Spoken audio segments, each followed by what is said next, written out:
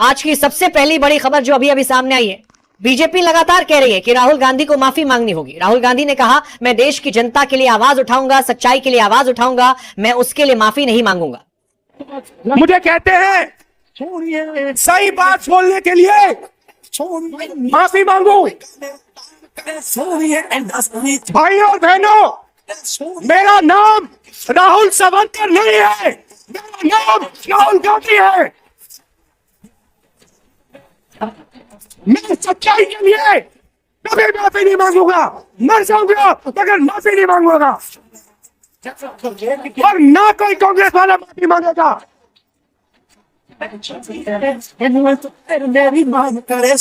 माफी नरेंद्र मोदी को माननी है।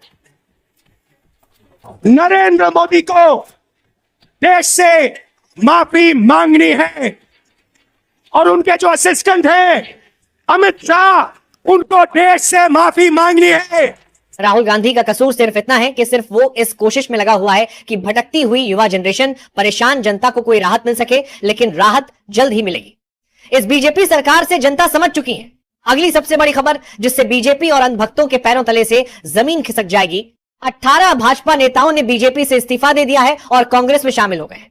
अब जनता ही नहीं, अब नेता भी बीजेपी से इस्तीफा दे रहे हैं। यह बीजेपी के अंदर बड़ा झटका है, क्योंकि सभी नेताओं ने कांग्रेस का दामन थाम लिया है। जिस तरह चुनाव नजदीक आ रहे हैं, इतना ही नेता भारतीय जनता पार्टी से इस्तीफा दे रहे हैं लगातार। मैं तो सिर्फ यही कहूंगा, बीजेपी एंड। हाईकोर्ट के एक वकील ने इलेक्शन कमीशन को खुली चेतावनी देते हुए कहा कि तैयार हो, जो जो तुमने देश में संविधान को चोरी करने पर काला शीशा लगाया था, क्या इलेक्शन होगा तो बैलेट पेपर से होगा, ईवीएम मशीन से नहीं। इस बात को यह वकील नहीं, पूरी जनता की आवाज क्या है, बैलेट पेपर से चुनाव होने चाहिए। क्या हो जाए वो इलेक्शन कमिश्नर जिन्होंने ये काला शीशा लगाया था फ्रॉड करने के लिए, वो तैयार हो जाए, उनके खिलाफ मुकदमा दर्ज कराया जाएगा। जो बटन दबाना चाहते हैं, हम तो मोहर लगाएंगे और पेपर बैलेट पे मोहर लगाएंगे। जो भी गलत करता है हमारी तरफ। इसमें आपकी क्या राय है? बैलेट पेपर से आप चुनाव करना चाहते हैं या फिर ईवीएम मशीन से? एक बार कमेंट में जरूर बताना। अब नजर डालते हैं अगली सबसे बड़ी खबर पर। आप सभी को पता है, बिहार के अंदर इलेक्शन फूल तनाव पर है। जैसे भाजपा ने दिल्ली के अंदर 2,500 रुपए प्रति महीना देने का वादा किया था, फिर दिल्ली से सारे गरीबों की झुग्गियां खत्म कर दी। बिहार वालों, सरकार सतर्क रहना, मोदी तुम्हारे अकाउंट में 10,000 रुपए डाल रहा है, पैसे तो अपने अकाउंट में डलवा लीजिए, लेकिन वोट अपने देश के लिए देनी है, यानी कांग्रेस के लिए। हाँ, आप बिल्कुल लाइव प्रूफ देख सकते हैं। क्या अब महिलाओं से समझदार कोई नहीं होता, मैं बता देती हूँ। इसीलिए एक काम करो, ले लो, 10,000 रुपए दे रहे हैं, ले लो, लेकिन वोट तुम अपने देश के लिए डालो।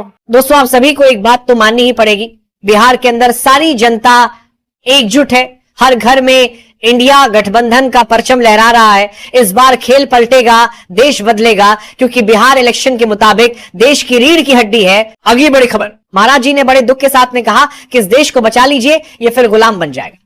इस देश के चारों ओर से घेरा किया जा रहा है। एक बार आप महाराज जी के दुख आलोचना को सुनिए। इस देश को बचा लीजिए, वरना ये देश फिर से गुलाम हो जाएगा। आज अमेरिका ने 50% टैरिफ लगाया है। देश का माहौल खराब किया जा रहा है, हिंदू मुसलमान करवाया जा रहा है।